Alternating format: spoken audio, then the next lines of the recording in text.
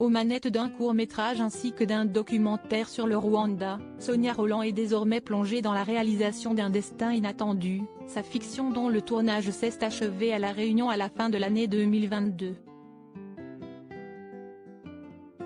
Tandis qu'elle poursuit son travail sur cette œuvre, elle a accordé du temps au journal Le Monde pour revenir sur son riche parcours.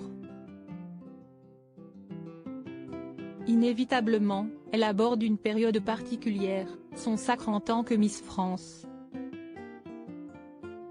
En 1999, elle est couronnée reine de beauté de France, devenant au passage la première femme d'origine métisse à remporter ce titre.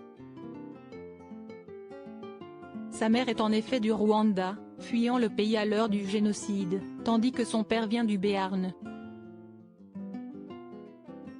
À la fin de son année de règne, Sonia Rolland a pu discuter avec une icône française, dont elle se souvient parfaitement des paroles.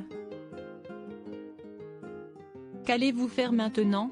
lui a demandé Alain Delon, président d'honneur du comité Miss France à l'époque, lorsque Sonia Rolland remet à sa successeuse son titre.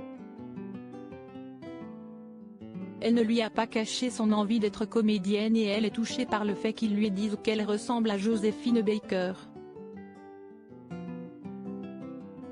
Toutefois, la star veut la préparer à ce qui pourra l'attendre, cela ne va pas être facile.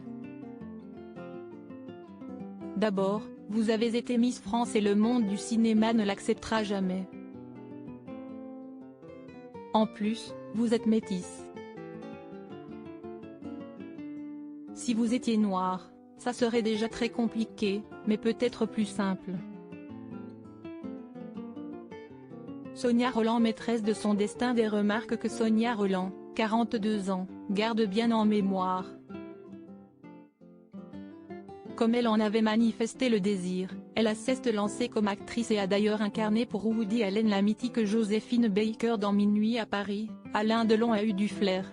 Puis, s'y dans la peau de Léa Parker pour le petit écran que l'ancienne Miss fait des éclats, ou plus récemment dans Tropique Criminel qui cartonne sur France 2.